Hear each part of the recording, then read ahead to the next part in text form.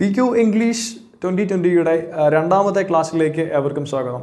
കഴിഞ്ഞ 20 വർഷമായി PSC നടത്തുന്ന വിവിധ പരീക്ഷകളിൽ നിന്നുള്ള ഇംഗ്ലീഷിൻ്റെ ചോദ്യങ്ങൾ മാത്രം തിരഞ്ഞുപിടിച്ച് നമ്മൾ നടത്തുന്ന ക്ലാസ്സാണ്. ഇംഗ്ലീഷിൻ്റെ പ്രീവിയസ് ക്വസ്റ്റ്യൻസ് മാത്രം ഉൾപ്പെടുത്തുന്ന ക്ലാസ്സാണ്. അപ്പോൾ ഈ ക്ലാസ്സിലേക്ക് ഏവർക്കും സ്വാഗതം. അപ്പോൾ ഇന്നത്തെ ക്ലാസ്സിൽ പലപ്പോഴും പല കുട്ടികളും ചോദിച്ചിരിക്കുന്ന പലർക്കും ചോദിച്ചിരിക്കുന്ന സംശയങ്ങളാണ് ഞാൻ ഇന്ന് ഇവിടെ ഉൾപ്പെടുത്തിയിരിക്കുന്നത്. അപ്പോൾ ഓരോ ചോദ്യത്തിനും ഒപ്പം തന്നെ പറയുന്നുണ്ട് അത് ഏത് വർഷം നടന്നതാണ്, ഏത് വർഷം PSC ചോദിച്ചതാണ് എന്ന് പറയുന്നുണ്ട്. നിങ്ങൾക്കൊരു റെഫറൻസിന് വേണ്ടിയിട്ടാണ്. അപ്പോൾ നമുക്ക് ക്ലാസ്സിലേക്ക് പോകാം. നിങ്ങൾ ഈ ക്ലാസ് ആദ്യമായിട്ടാണ് കാണുന്നതെങ്കിൽ ചാനൽ സബ്സ്ക്രൈബ് ചെയ്യാനായിട്ട് ശ്രമിക്കുക. അപ്പോൾ ഓരോ ക്ലാസ്സിൻ്റെയും നോട്ടിഫിക്കേഷൻ ലഭിക്കാൻ വേണ്ടിയിട്ട് അതിനോട് ചേർന്നുള്ള ബെൽ ബട്ടൺ അമർത്തുക. ഇനി നിങ്ങൾക്ക് ഈ ക്ലാസ് കണ്ടതിന് ശേഷം നിങ്ങൾക്ക് ഇഷ്ടപ്പെട്ടുവെങ്കിൽ അല്ലെങ്കിൽ നിങ്ങൾക്കിത് പ്രയോജനകരമാണ് നിങ്ങൾക്ക് തോന്നിയാൽ നിങ്ങൾക്ക് വേണ്ടപ്പെട്ടവരിലേക്ക് നിങ്ങളിത് ഷെയർ ചെയ്തെത്തിക്കുക. അപ്പോൾ നമുക്ക് ക്ലാസ്സിലേക്ക് പോകാം.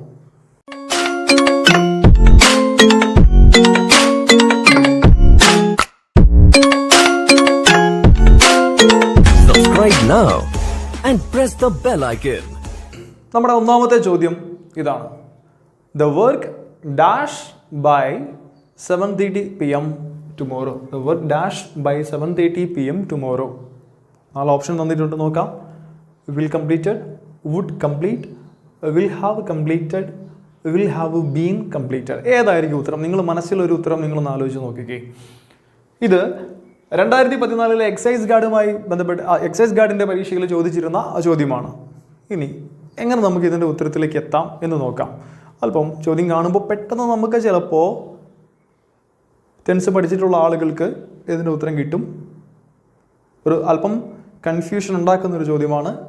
ശ്രദ്ധിച്ചില്ലെങ്കിൽ തെറ്റിപ്പോകാൻ സാധ്യതയുള്ളൊരു ചോദ്യമാണ്. പലരും സംശയം ചോദിച്ചിരിക്കുന്ന ഒരു ചോദ്യമാണ്. അതാണ് ആദ്യത്തെ ചോദ്യമായിട്ട് നിങ്ങൾക്ക് പറഞ്ഞു തരാൻ ശ്രമിക്കുന്നത്. നോക്കാം. The work dash by 7:30 PM tomorrow. ഇനി ഏത് ടെൻസ് ആയിരിക്കും? അതായത് ഫ്യൂച്ചറിലെ ഒരു സമയം തരുന്നുണ്ട്. ബൈ എന്ന പ്രിപ്പോസിഷൻ ഉപയോഗിച്ച് പറയുന്നുണ്ട് ബൈ 7:30 PM ടുമോറോ. ഓക്കെ, നാളെ 7 മണി ആകുമ്പോഴേക്കും വർക്ക് പൂർത്തിയായിരിക്കും എന്നുള്ളതാണ് ഇതിൻ്റെ അർത്ഥം. ചോദ്യം കാണുമ്പോഴേ നമുക്കത് മനസ്സിലായി. ഇൻറ്റൻഡഡ് മീനിങ് അതാണ്, ഉദ്ദേശിക്കുന്ന അർത്ഥം അതായിരിക്കും. നോക്കാം. ഇനി നമുക്ക് തന്നിരിക്കുന്ന ചോദ്യത്തിൽ, നമുക്ക് തന്നിരിക്കുന്ന സെൻറ്റൻസിൽ ഇത്തരം ഫ്രേസസ് ഏതെങ്കിലുമൊക്കെ ഉണ്ടെങ്കിൽ by the time, by this time, by next week, by next month, by next year, by the end of this year, by the end of this week, അങ്ങനെ ബൈ ചേർന്ന് വരുന്ന ഏതെങ്കിലും ഒരു ഫ്രേസ് അവിടെ ഉണ്ട് എങ്കിൽ നമുക്ക് ഉറപ്പിക്കാം അത് ഫ്യൂച്ചർ പെർഫെക്റ്റ് ടെൻസ് ആയിരിക്കും. ഫ്യൂച്ചർ പെർഫെക്റ്റ്, ഭാവിയിൽ ഒരു സമയമാകുമ്പോഴേക്കും ഒരു പ്രവൃത്തി പൂർത്തിയായിരിക്കും എന്ന് പറയാൻ വേണ്ടി നമ്മൾ ഉപയോഗിക്കുന്ന ടെൻസാണ് ഫ്യൂച്ചർ പെർഫെക്റ്റ് ടെൻസ്. നാളെ 7 ആകുമ്പോഴേക്കും ജോലി പൂർത്തിയായിരിക്കും എന്നുള്ളതാണ് ഇവിടെ ഉദ്ദേശിക്കുന്നത്. ഓക്കെ, അപ്പോൾ എന്തെങ്കിലും നമ്മൾ അങ്ങനെ പറയുക, ഈ വർഷം അല്ലെങ്കിൽ ഈ മാർച്ച് ആകുമ്പോഴേക്കും ഞാൻ ഇന്ന നോവൽ വായിച്ച് കഴിഞ്ഞിരിക്കും, ഞാൻ ഇന്ന ജോലി പൂർത്തിയാക്കിയിരിക്കും, അല്ലെങ്കിൽ അടുത്ത വർഷം ഈ സമയമാകുമ്പോഴേക്കും എൻ്റെ വീടിൻ്റെ പണി പൂർത്തിയായിരിക്കും. അപ്പോൾ നമ്മൾ ഏതെങ്കിലും ഒരു സമയം പറയുന്നു, ആ സമയം ആകുമ്പോഴേക്കും ഏതെങ്കിലും ഒരു പ്രവൃത്തി അത് കംപ്ലീറ്റ് ആയിരിക്കും, പൂർത്തിയായിരിക്കും. ഓക്കെ, ആ ഒരു അർത്ഥത്തിൽ ഉപയോഗിക്കുന്ന ടെൻസാണ് ഫ്യൂച്ചർ പെർഫെക്റ്റ് ടെൻസ്. നമുക്ക് നോക്കാം ഒരു ഫ്യൂച്ചർ പെർഫെക്റ്റ് ടെൻസിൻ്റെ സ്ട്രക്ചർ എന്താണ്. സബ്ജക്റ്റ് ഉണ്ടാവും, സബ്ജക്റ്റിന് ശേഷം വിൽ അല്ലെങ്കിൽ ഷാൽ ഉണ്ടാവും, will or shall plus have ഉണ്ടാവും. അതിനുശേഷം തന്നിരിക്കുന്ന വെർബിൻ്റെ V3 ഫോം ഉണ്ടാവും, ഒബ്ജക്റ്റ് ഉണ്ടെങ്കിൽ ഒബ്ജക്റ്റ് ഉണ്ടാവും. ഈ രീതിയിലായിരിക്കും പോകുന്നത്. Subject plus will or shall plus have plus V3 plus object. ഇതാണ് ഒരു ഫ്യൂച്ചർ പെർഫെക്റ്റ് ടെൻസിൻ്റെ സ്ട്രക്ചർ. ഓക്കെ, അപ്പോൾ ഈ രീതിയിൽ നോക്കിക്കഴിഞ്ഞാൽ നമ്മൾ ഏത് ആൻസറിലേക്ക് പോകും? Will or shall have V3, will have V3 ഉണ്ട്, കംപ്ലീറ്റഡ്, വിൽ ഹാവ് V3 എന്നൊരു ആൻസർ കണ്ടു. പെട്ടെന്ന് കയറി അതിലേക്ക് പോകാൻ സാധ്യതയുണ്ട്, അല്ലെങ്കിൽ ആ ഓപ്ഷൻ റൈറ്റ് ഓപ്ഷൻ ആണ് എന്ന് വിചാരിക്കാൻ സാധ്യതയുണ്ട്. പക്ഷേ തെറ്റാണ്. എന്തുകൊണ്ടാണ് അവിടെ തെറ്റ് വരുന്നത്? നോക്കാം. നമ്മൾ പറഞ്ഞ സ്ട്രക്ചർ അനുസരിച്ച് വിൽ ഹാവ് V3 വന്നാൽ സെൻറ്റൻസ് ഫ്യൂച്ചർ പെർഫെക്റ്റ് തന്നെയാണ്, അതിൽ മാറ്റമൊന്നുമില്ല. പക്ഷേ ഞാൻ ആ സെൻറ്റൻസ് തൽക്കാലം ഞാൻ ഈ വിൽ ഹാവ് കംപ്ലീറ്റഡ് എന്ന് ഇവിടെ നിന്ന് നോക്കുകയാണ്. The work will have completed, the work will have completed by 7:30 PM tomorrow എന്ന് ഞാൻ എഴുതിയാൽ, ഇങ്ങനെ ഞാൻ എഴുതിയാൽ ആ സെൻറ്റൻസിൻ്റെ തെറ്റ് എന്താണെന്ന് പറയാമോ? the work will have completed by 7:30 PM tomorrow എന്ന് പറയുമ്പോൾ ഈ സെൻറ്റൻസിൽ തെറ്റുണ്ട്. കാരണം നമുക്ക് ഈ സെൻറ്റൻസിൻ്റെ സബ്ജക്റ്റ് ആയിട്ട് ഞാൻ കൊടുത്തേക്കുന്ന വർക്കല്ലേ. ഓക്കെ, ജോലി നാളെ 7 മണി ആകുമ്പോഴേക്കും പൂർത്തിയായിരിക്കും എന്നാണ് ഞാൻ ഉദ്ദേശിക്കുന്നതെങ്കിൽ ഇവിടെ ഓർക്കുക, ഈ സബ്ജക്റ്റ് അല്ല ഇവിടുത്തെ പ്രവൃത്തി ചെയ്യുന്നത്, ഇത് ചെയ്യപ്പെടുന്ന കാര്യമാണ്. മറ്റാരാലോ അല്ല ഈ ജോലി പൂർത്തിയാക്കുന്നത്, അല്ലാണ്ട് ജോലി തന്നെ ജോലിയെ പൂർത്തിയാക്കുകയാണോ? ആ വർക്ക് ചെയ്യാൻ മറ്റാരെങ്കിലും ഉണ്ട്, മനസ്സിലായോ? അപ്പോൾ ബൈ സംവൺ, മറ്റാരോ ആണ് ചെയ്യുന്നത്, ബൈ സംബഡി. അപ്പോൾ ഇവിടെ ഈ ചോദ്യത്തിൽ ആക്റ്റീവ് വോയിസിൽ തന്നാൽ ഇത് തെറ്റാണ്. അവിടുത്തെ പ്രശ്നം നമ്മൾ മനസ്സിലാക്കുക, ഇവിടെ സബ്ജക്റ്റ് ആയിട്ട് ഈ വാക്ക് നമുക്ക് കൊണ്ടുവരാൻ പറ്റത്തില്ല. ആക്റ്റീവ് സെൻസിൽ വന്നാൽ ഇതിന് മീനിങ് കിട്ടുന്നില്ല, അവിടെ തെറ്റുണ്ട്. അതുകൊണ്ട് വിൽ ഹാവ് കംപ്ലീറ്റഡ് എന്ന് നമുക്കിവിടെ ഉപയോഗിക്കാൻ പാടില്ല, മറിച്ച് ഇതിനെ പാസീവ് ഫോമിലേക്ക് മാറ്റണം. അതായത് ഫ്യൂച്ചർ പെർഫെക്റ്റിൻ്റെ പാസീവ് എടുക്കണം. പാസീവ് എങ്ങനെയാണ്? Will have been completed. Option ഡിയിലേക്ക് പോയി. Will have been completed. The work will have been completed by 7:30 PM tomorrow. Okay, നാളെ 7 മണിക്ക് മുൻപ് അല്ലെങ്കിൽ 7 മണി 7:30 ആകുമ്പോഴേക്കും ജോലി പൂർത്തിയാക്കപ്പെടും അല്ലെങ്കിൽ പൂർത്തിയാക്കപ്പെട്ടിരിക്കും. ആരോ ചെയ്യും, വേറെ ആരെങ്കിലും ആണ്. ഓക്കെ, അപ്പോൾ ഇത് ആക്റ്റീവ് സെൻറ്റൻസിൽ വന്നാൽ, ആക്റ്റീവ് വോയിസ് ഉപയോഗിച്ചാൽ ഇവിടെ അത് മീനിങ് ആവില്ല, അവിടെ അർത്ഥം കിട്ടില്ല. അപ്പോൾ അത്തരം സാഹചര്യത്തിൽ നമ്മൾ പാസീവ് ഫോം എടുക്കാറുണ്ട്. അപ്പോൾ ഓർക്കുക, ഫ്യൂച്ചർ പെർഫെക്റ്റിൻ്റെ സ്ട്രക്ചർ അതാണ്, പക്ഷേ അതിനെ പാസീവിലേക്ക് മാറ്റുമ്പോൾ എന്ത് സംഭവിക്കും? Will or shall plus have plus been plus V3 എന്ന സ്ട്രക്ചറാണ്. Have been V3, subject plus will or shall plus have been V3 ആണ്. ഹാവ് ബീൻ V3 അതാണ് നമുക്ക് വേണ്ടിയത്. അങ്ങനെ ആൻസർ ചെയ്ത് കിട്ടുന്നു. Answer will have been completed എന്നുള്ള ആൻസർ കിട്ടുന്നു. അപ്പോൾ ഓർക്കേണ്ട കാര്യങ്ങൾ ഇതാണ്: by the time, by next month, by the end of this year, by, അങ്ങനെയുള്ള ഫ്രേസുകൾ വരുന്നുണ്ടെങ്കിൽ അത് ഫ്യൂച്ചർ പെർഫെക്റ്റ് ആണ്, അതിൽ മാറ്റിയില്ല. പിന്നെ ആക്റ്റീവ് ആണോ പാസീവ് ആണോ? ഇവിടെ പാസീവ് വരാനുള്ള കാരണം ഞാൻ പറഞ്ഞു, ആക്റ്റീവ് വന്നാൽ അവിടെ അർത്ഥം കിട്ടില്ല. കാരണം ദ വർക്ക് എന്നുള്ളത് സെൻറ്റൻസിൻ്റെ സബ്ജക്റ്റ് അല്ല, മറ്റാരാലോ ചെയ്യപ്പെട്ട കാര്യമാണ്, മറ്റൊരു ആൾ ചെയ്ത പ്രവൃത്തിയുടെ ഫലമാണ്. ഓക്കെ, അപ്പോൾ അതുകൊണ്ട് തന്നെ സബ്ജക്റ്റായി നമുക്ക് ഉപയോഗിക്കാൻ പറ്റത്തില്ല. അങ്ങനെ വന്നാൽ അവിടെ അർത്ഥം കിട്ടില്ല. അതുകൊണ്ടാണ് പാസീവ് ഫോമിലേക്ക് നമ്മൾ മാറ്റിയത്. ഓക്കെ, ഇനി ഞാൻ വേറൊരു സെൻറ്റൻസ്, ഒരു എക്സാമ്പിൾ പറയുകയാണ്. I shall have completed Thomas Hardy's novel by the end of this year. Thomas Hardy എന്ന ഒരു നോവലിസ്റ്റാണ്. അദ്ദേഹത്തിൻ്റെ നോവല് ഞാൻ ഈ വർഷം അവസാനമാകുമ്പോഴേക്കും അദ്ദേഹത്തിൻ്റെ നോവൽസ് എല്ലാം ഞാൻ കംപ്ലീറ്റ് ചെയ്തിരിക്കും, ഞാൻ വായിച്ചു കഴിഞ്ഞിരിക്കും. അതാണ് ആ സെൻറ്റൻസിൻ്റെ അർത്ഥം. അപ്പോൾ നമ്മൾ ഫ്യൂച്ചറിൽ ഒരു സമയം പറയുകയും ആ സമയം ആകുമ്പോഴേക്കും ആ സമയത്തിന് മുൻപ് ഒരു പ്രവൃത്തി പൂർത്തിയാകും എന്ന് പറയാൻ വേണ്ടിയിട്ടാണ് നമ്മൾ ഏത് ടെൻസ് ഉപയോഗിക്കുന്നത്? ഫ്യൂച്ചർ പെർഫെക്റ്റ് ടെൻസ് ഉപയോഗിക്കുന്നത്. നമുക്ക് നോക്കാം, അടുത്ത ചോദ്യത്തിലേക്ക് പോകാം. തന്നെ ചെയ്യാൻ പറ്റുമോ നിങ്ങളൊന്ന് ശ്രമിച്ചു നോക്കുക. By this time next year he dashed his professional course. By this time next year he dashed his professional course. LDC 2005 ചോദ്യമാണ്. ഈ ചോദ്യം കാണുമ്പോൾ തന്നെ നിങ്ങൾക്ക് ഇതിന് ഉത്തരം കിട്ടിയിട്ടുണ്ടാവും. വിൽ ഹാവ് ഫിനിഷ്ഡ് ആണോ, വിൽ ബി ഫിനിഷ്ഡ് ആണോ, ഹാസ് ഫിനിഷ്ഡ് ആണോ, വിൽ ബി ഫിനിഷിംഗ് ആണോ? നോക്കാം നമുക്ക് ഉത്തരം ഏതായിരിക്കും. നിങ്ങളൊന്ന് ആലോചിച്ച് നോക്കുകയെ. നമ്മൾ തൊട്ട് മുൻപ് തന്നെ പറഞ്ഞിരുന്ന ഒരു കാര്യം ഏതാണ്? ഈ ബൈ ദിസ് ടൈം, ഇതാണ് നമ്മുടെ കീവേഡ്. ഇത് കാണുമ്പോൾ തന്നെ സംഭവം മനസ്സിലായതാ ഫ്യൂച്ചർ പെർഫെക്റ്റ് ടെൻസ് ആണ്. അപ്പോൾ ഫ്യൂച്ചർ പെർഫെക്റ്റ് ടെൻസിൻ്റെ സ്ട്രക്ചർ നമ്മൾ മനസ്സിലേക്ക് വരിക. Will or shall plus have plus V3. So will have V3 അല്ലെങ്കിൽ ഷാൽ ഹാവ് V3. ഓക്കെ, നമ്മുടെ സ്ട്രക്ചർ നോക്കിക്കഴിഞ്ഞാൽ will have V3, will have finished.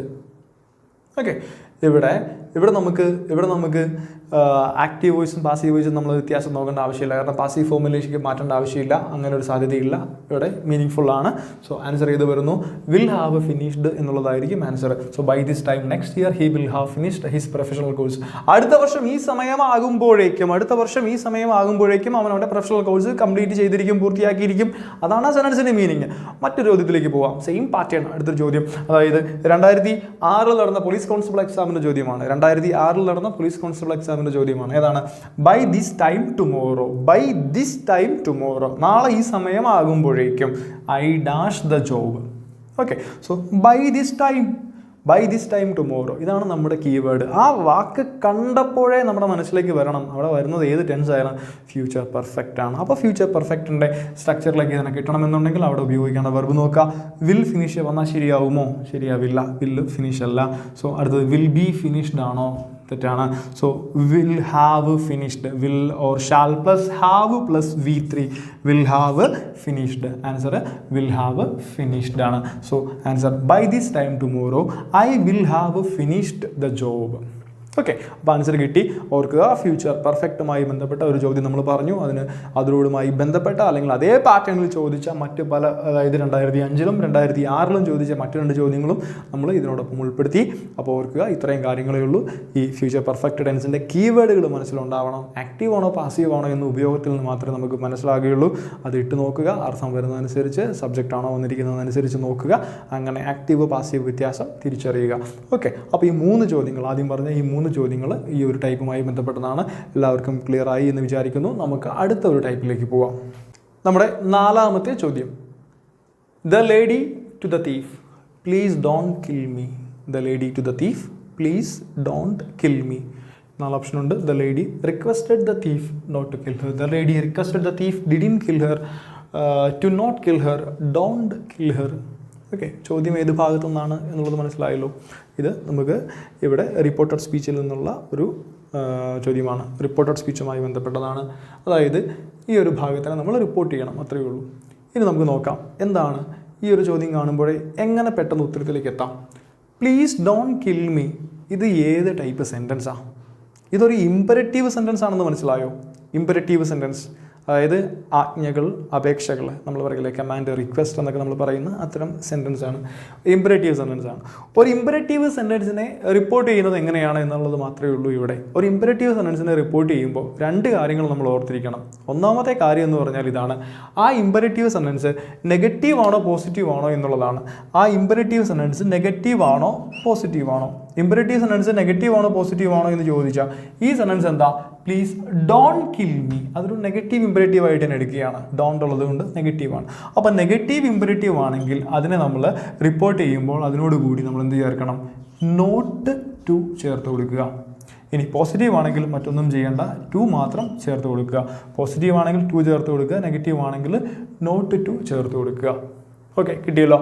പിന്നെ ഇവിടെ നമ്മൾ ഇമ്പരറ്റീവ് സെൻറ്റൻസുകൾ റിപ്പോർട്ട് ചെയ്യുമ്പോൾ റിപ്പോർട്ടിംഗ് വെർബായി ഉപയോഗിക്കുന്ന വാക്കുകൾ നോക്കിക്കുക. ഇവിടെ എല്ലായിടത്തും തന്നിരിക്കുന്നത് റിക്വസ്റ്റഡ് ആണ്, എല്ലായിടത്തും റിക്വസ്റ്റഡ് ആണ്. അതുകൊണ്ട് നമുക്ക് അവിടെ കൺഫ്യൂഷൻ ഉണ്ടാവുന്നില്ല.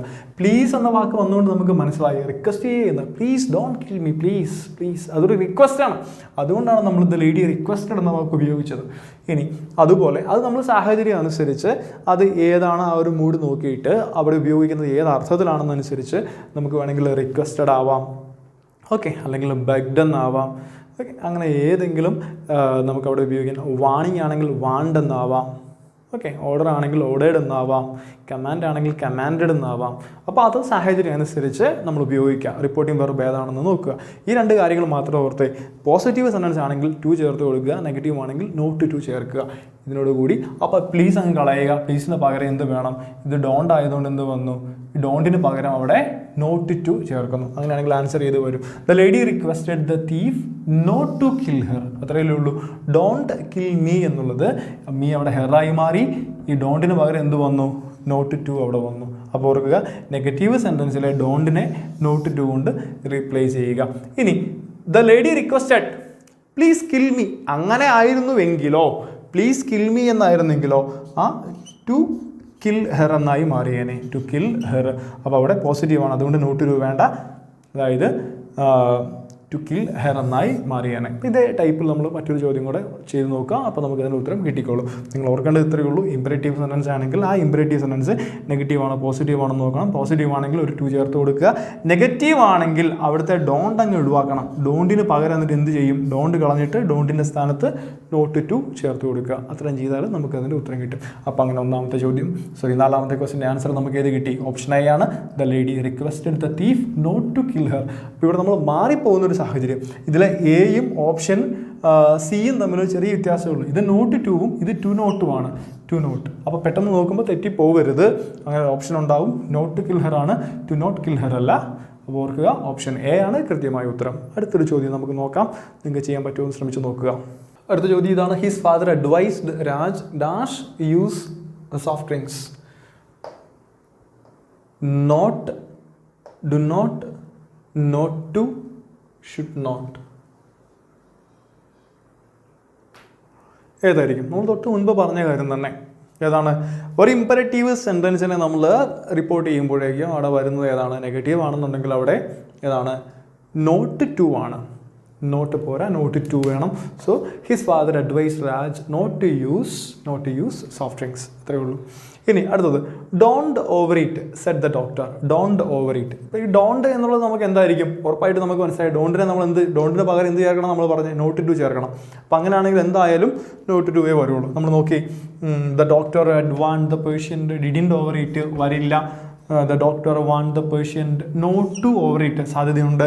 The doctor request the patient you don't overeat വരില്ല. അടുത്തത് the doctor requested the patient not to overeat സാധ്യതയുണ്ട്. അപ്പോൾ നോക്കിക്കേ, രണ്ട് സാധ്യതയുണ്ട്. ഒന്നെങ്കിൽ ഓപ്ഷൻ ബി ആവാം, അല്ലെങ്കിൽ ഓപ്ഷൻ ഡി ആവാം. The doctor want the patient not to overeat. The doctor requested the patient not to overeat. ഇനി ബിയും ഡിയും നമ്മുടെ മനസ്സിലുണ്ട്. ബിയും ആവാം, ഡിയും ആവാം. ഇനി ഇതിലേതാണ് മോർ കറക്റ്റ്? ഓക്കെ, ഇവിടെ പറയുന്നത് the doctor don't overeat said the doctor. Doctor രോഗിയോട് പറയും. അപ്പോൾ ഇവിടെ ഡോക്ടർ വാണ്ട് ആണോ റിക്വസ്റ്റഡ് ആണോ ഈ സാഹചര്യത്തിൽ കൂടുതൽ? ഡോക്ടർ പേഷ്യൻറ്റിൻ്റെ അടുത്ത് റിക്വസ്റ്റ് ചെയ്യേണ്ട കാര്യമില്ല, ഡോക്ടർ വാണിംഗ് കൊടുക്കുകയാണ് ചെയ്യുന്നത്. അപ്പോൾ അതുകൊണ്ട് ഈ സാഹചര്യത്തിൽ നമുക്ക് ഇവിടെ ഈ സിറ്റുവേഷനിൽ കൂടുതൽ യോജിക്കുന്നത് ഏതാണ്? Doctor want the patient not to overeat. So answer ഏതായിരിക്കും? ഓപ്ഷൻ ബി ആണ്. ഡോക്ടർ റിക്വസ്റ്റഡ് എന്നുള്ള വെർബിനേക്കാളും ഇവിടെ കൂടുതൽ സ്യൂട്ട് ആകുന്നത് വാണിംഗ് ആണ്, വാണ്ട് എന്നുള്ളതാണ്. സോ ആൻസർ ഓപ്ഷൻ ബി കിട്ടുന്നു. അപ്പോൾ ഇത്രയേ ഉള്ളൂ നമ്മുടെ ഇമ്പറേറ്റീവ് സെൻറ്റൻസിൻ്റെ റിപ്പോർട്ടിങ്. അപ്പോൾ ഈ മൂന്ന് ചോദ്യങ്ങൾ നിങ്ങൾക്ക് മനസ്സിലായി എന്ന് കരുതുന്നു. നമുക്ക് അടുത്ത ചോദ്യത്തിലേക്ക് പോവാം. നമ്മുടെ 7ാമത്തെ ചോദ്യം, if you studied well you dash the examination. If you studied well you dash the examination. So would pass, will pass, would passed, will pass, would pass, would have passed. 4 ഓപ്ഷനാണ്. നോക്കാം ഏതാണ് കൃത്യമായിട്ടുള്ള ഉത്തരം. ഇനി ചോദ്യം കണ്ടപ്പോൾ ഒരു കാര്യം മനസ്സിലായി. ഏതാണ്? കണ്ടീഷണൽ ക്ലോസുമായി ബന്ധപ്പെട്ട, ഈഫ് ക്ലോസുമായി ബന്ധപ്പെട്ട ചോദ്യമാണ്. അപ്പോൾ ഒരു ഈഫ് ക്ലോസുമായി ബന്ധപ്പെട്ട ഒരു ചോദ്യമാണെങ്കിൽ നമ്മൾ എങ്ങനെ അതിൻ്റെ ഉത്തരത്തിലേക്ക് പോവാം? നമുക്കറിയാം, ഈഫ് ക്ലോസ് ആണെങ്കിൽ ആ സെൻറ്റൻസിന് 2 ഭാഗം ഉണ്ടാവും. ഞാൻ ഈ സെൻറ്റൻസിനൊന്ന് മുറിക്കുകയാണ്. ഇതാണ് ആദ്യത്തെ ഭാഗം, ഒരു കോമായിട്ട് തിരിച്ചിട്ടുണ്ട്. ആദ്യത്തെ ഭാഗം ഇഫ് യു സ്റ്റഡീഡ് വെൽ. അടുത്തത് മറ്റൊരു പാർട്ട്. ഇനി നമുക്ക് തന്നിരിക്കുന്ന ഭാഗം ഏതാണ്? ആ ഭാഗത്തെ വെർബിനെ നമ്മൾ നോക്കി. സ്റ്റഡീഡ് എന്നുള്ള വെർബാണ്. ആ വെർബ് ഏതാണ്? V2 ആണ്. അപ്പോൾ ഒരു ഭാഗത്തെ വെർബ് V2 ആണെങ്കിൽ അതിൻ്റെ മറുഭാഗം ഇങ്ങനെ ആവാം. അതിൻ്റെ മറുഭാഗം വുഡ് പ്ലസ് V1 എന്നായിരിക്കണം. അപ്പോൾ കണ്ടീഷൻ ക്ലോസിൻ്റെ ഈ ഒരു കാര്യം ഓർത്താൽ മതി. ഒരു ഭാഗത്ത് V2 ആണെങ്കിൽ അതിൻ്റെ മറുഭാഗം വുഡ് പ്ലസ് V1 ആയിരിക്കണം. ഇത്രയും അറിയാമെങ്കിൽ ഇതിൻ്റെ ഓപ്ഷനിലേക്ക് നോക്കുമ്പോൾ തന്നെ ഇതിൻ്റെ ആൻസർ കിട്ടും. തന്നിരിക്കുന്ന ഭാഗത്ത് V2 ഉണ്ടെങ്കിൽ ഇവിടെ ഏത് വേണം? വുഡ് V1 വേണം. ആൻസർ ഏതാണ്? Would passed. ശരിയാവുമോ? കാരണം പാസ്ഡ് V1 അല്ല V2 ആണ്. നമുക്ക് വുഡ് V1 ആണ് വേണ്ടത്, അതുകൊണ്ട് തെറ്റിപ്പോയി. വിൽ പാസ് തെറ്റിപ്പോയി. വുഡ് പാസ് ശരിയാണ്. വുഡ് ഹാവ് പാസ്ഡ് തെറ്റാണ്. സോ ആൻസർ ഇത് വരും. If you studied well you would pass the examination. Answer would pass എന്ന് കിട്ടുന്നു. ഇനി സെയിം ടൈപ്പ്. ഇപ്പോൾ ഇതേ കാര്യം ഇത് നിങ്ങൾക്ക് പഠിച്ചുവെങ്കിൽ ഇത് നിങ്ങളുടെ മനസ്സിലുണ്ടെങ്കിൽ ഈ ഒരു ചോദ്യം കാണുമ്പോൾ തന്നെ ഉത്തരം കിട്ടും. അതിന് മറ്റ് സഹായങ്ങളൊന്നും വേണ്ട. So if he asked me I dash it to him. If he asked me. ഇവിടെയും 2 ഭാഗമുണ്ട്. ഞാൻ തിരിച്ചു. ആദ്യത്തെ ഭാഗം ഇതാണ്. അതിനകത്ത് വെർബ് തന്നിട്ടുണ്ട്. ആസ്ക്ഡ് എന്നുള്ള വെർബാണ്. ആസ്ക്ഡ് എന്നുള്ള വെർബ് V2 ആണ്. V2 കിട്ടിയെങ്കിൽ മറുഭാഗം ഏത് വേണം?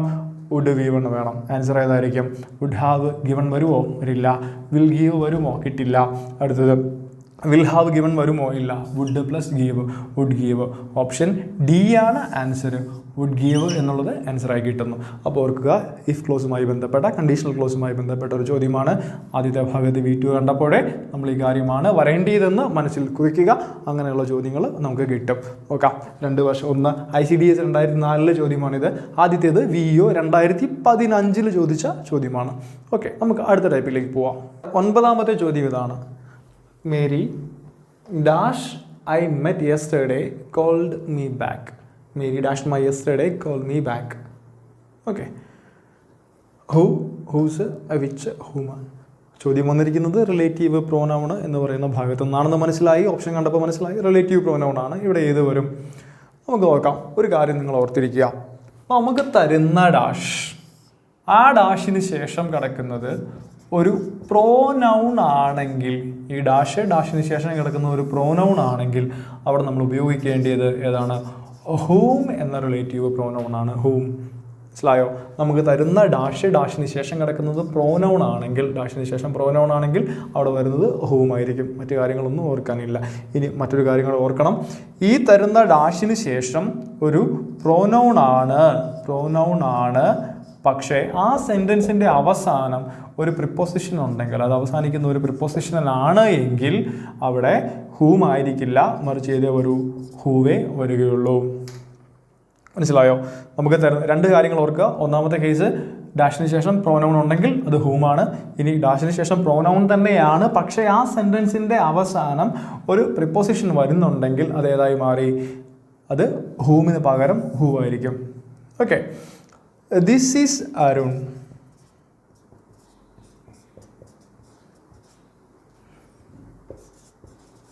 Who I am waiting for. Okay, ഈ ഹൂവിന് ശേഷം നടക്കുന്നത് പ്രോനൗൺ ആണ് ഐ, പക്ഷേ അവസാനം എന്തുണ്ട്? ഒരു പ്രിപ്പോസിഷൻ ഉണ്ട്. അതുകൊണ്ട് ഇവിടെ ഹൂം അല്ല വന്നത്, ഹൂ ആണ് വന്നത്. ആ രണ്ട് കാര്യങ്ങളൊന്നും ഓർത്തിരിക്കുക. അപ്പോൾ Mary whom I met yesterday called me back. അടുത്ത ചോദ്യം നോക്കാം. ഈ ചോദ്യം കാണുമ്പോൾ തന്നെ നിങ്ങൾക്ക് ഇതിന് ഉത്തരം മനസ്സിലാവും. The girls dash he praised were delighted. തന്നിരിക്കുന്ന ഡാഷിന് ശേഷം കിടക്കുന്നത് ഹീ എന്ന പ്രോനൗൺ ആണ്. അതുകൊണ്ട് ഏതായിരിക്കും? അവിടെ അവസാനം പ്രിപ്പോസിഷൻ ഒന്നും വരുന്നില്ല. സോ ആൻസർ ഏതേ വരുള്ളൂ? ഹൂമേ വരുള്ളൂ. ആൻസർ ഹൂം ആയിരിക്കും. അപ്പോൾ ഓർക്കുക, നമ്മൾ റിലേറ്റീവ് പ്രോനൗണുമായി ബന്ധപ്പെട്ട ഒരു കാര്യമാണ് പറഞ്ഞത്. തന്നിരിക്കുന്ന ഡാഷ്, ആ ഡാഷിന് ശേഷം കിടക്കുന്നത് പ്രോനൗൺ ആണെങ്കിൽ അവിടെ ഹൂമാണ് വരാൻ സാധ്യത. ഇനി ആ സെൻറ്റൻസിൻ്റെ അവസാനം ഒരു പ്രിപ്പോസിഷൻ വരികയാണെങ്കിൽ, ഇതുപോലെ വരികയാണ് എന്നുണ്ടെങ്കിൽ ഹൂമിനേക്കാൾ അവിടെ സാധ്യത ഹൂ ആയിരിക്കും, ഹൂം ആവില്ല എന്നാണ് പറഞ്ഞത്. അപ്പോൾ നമ്മുടെ 10 ചോദ്യങ്ങൾ ഈ ഒരു എപ്പിസോഡ് നമ്മൾ ഇവിടെ പൂർണ്ണമാവുകയാണ്. നമ്മൾ 10 ചോദ്യങ്ങളാണ്. 10 ചോദ്യങ്ങൾ, ഓരോ ചോദ്യവും അതുമായി ബന്ധപ്പെട്ട മറ്റു 2 ചോദ്യങ്ങൾ ഉൾപ്പെടുത്തിയാണ് നമ്മളിത് ചെയ്തത്. അപ്പോൾ നിങ്ങൾക്കിത് പ്രയോജനകരമാണ് എന്ന് തോന്നുന്നു. നിങ്ങൾക്ക് ഇഷ്ടപ്പെട്ടുവെങ്കിൽ, ക്ലാസ് നിങ്ങൾക്ക് ഇഷ്ടപ്പെട്ടുവെങ്കിൽ തുടർന്നും അടുത്ത ഭാഗം നിങ്ങൾക്ക് കേൾക്കാൻ നിങ്ങൾ ആഗ്രഹിക്കുന്നുവെന്നുണ്ടെങ്കിൽ നിങ്ങൾ ചാനൽ സബ്സ്ക്രൈബ് ചെയ്യുക. അതുപോലെ ഇത് നിങ്ങൾക്ക് ഉപകാരപ്രദമാണ് എന്ന് നിങ്ങൾ ചിന്തിക്കുന്നുണ്ടെങ്കിൽ നിങ്ങൾക്ക് വേണ്ടപ്പെട്ടവരിലേക്ക് ഇത് എത്തിക്കാനായിട്ട് ശ്രമിക്കുക, ഷെയർ ചെയ്യുക. ഓക്കെ, അപ്പോൾ നിങ്ങൾക്ക് എന്തെങ്കിലും സംശയങ്ങളുണ്ട് എന്നുണ്ടെങ്കിൽ നിങ്ങളത് കമൻറ്റായി നിങ്ങൾക്ക് ചെയ്യാവുന്നതാണ്, കമൻറ്റായിട്ട് നിങ്ങളത് അറിയിക്കാവുന്നതാണ്. അപ്പോൾ നിങ്ങൾക്ക് സംശയങ്ങൾ നമ്മളത് അടുത്ത ക്ലാസ്സിൽ ഡിസ്കസ് ചെയ്യുന്നതായിരിക്കും. നിങ്ങൾക്ക് ഏതെങ്കിലും ചോദ്യങ്ങൾ വേണ്ടതുണ്ട് എങ്കിൽ, ഏതെങ്കിലും ചോദ്യങ്ങൾ ഡിസ്കസ് ചെയ്യേണ്ടതായിട്ട് നിങ്ങൾക്ക് ആഗ്രഹമുണ്ടെങ്കിൽ നിങ്ങളത് കമൻറ്റ് ചെയ്യുക. ആ ചോദ്യം ഇടുമ്പോൾ അത് ഏത് വർഷത്തെയാണ് എന്ന് ഉൾപ്പെടുത്തി നിങ്ങൾ ആ ചോദ്യവും ആ വർഷവും നിങ്ങൾ കമൻറ്റ് ചെയ്യുക. അത് നമ്മൾ അടുത്ത ക്ലാസ്സിൽ ഡിസ്കസ് ചെയ്യുന്നതായിരിക്കും. അപ്പോൾ അടുത്ത ക്ലാസ് കാണുന്നത് വരെ ബൈ.